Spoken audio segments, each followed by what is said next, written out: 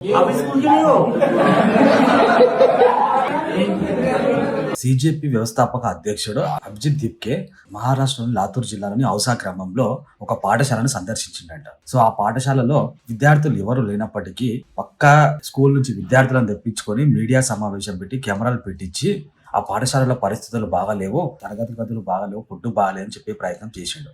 So అక్కడ ఉన్న విద్యార్థులను క్వశ్చన్ చేస్తే మాది ఈ స్కూల్ కాదు, మాది పక్క స్కూల్లో, మా పక్క స్కూల్ నుంచి తీసుకొచ్చి ఇక్కడ పెట్టిరండి మీడియా సాక్షిగా పిల్లలు ఒప్పుకోరు. పిల్లలు అబద్ధాలు చెప్పారు కదా, వీళ్ళు పక్క పాఠశాల నుంచి తీసుకొచ్చిన విషయం ఆ దిప్కే గాడికి తెలుసు. ఆయన ఆ పిల్లలు ఇక్కడ పాఠశాల వాళ్ళ విద్యార్థులని చెప్పాలి అని చెప్పి వాళ్ళని ఫోర్స్ చేసినప్పటికీ కూడా ఆ పిల్లలు మేము పక్క స్కూల్ నుంచి వచ్చినాం అని చెప్పి మీడియా ముందర చెప్పారు. సో అక్కడ వచ్చి విద్యార్థుల ఫుడ్ బాగాలేదు, స్కూల్స్ బాగాలేదు అని చెప్పే ప్రయత్నం చేశాడు. సో అది మహారాష్ట్రలో జరిగింది. సో ఆ పిల్లలు నిజాయితీ ఒప్పుకున్నారు కాబట్టి వాడు అక్కడనే అడ్డంగా దొరికిపోయాడు. వానికి ఏం చేయాలో తెలియక ఆ తల పట్టుకొని ఇబ్బంది పడతా ఉన్నాడు. సో అది కెమెరాలో రికార్డ్ అయిపోయింది, ఆ వీడియో వైరల్ అవుతా ఉంది. సో అర్థమైపోయింది అనుకుంటా ఈ అభిజిత్ దిప్కే గాడు ఎన్ని ప్లాన్లు ఎన్ని స్కెచ్లు వేస్తున్నాడు.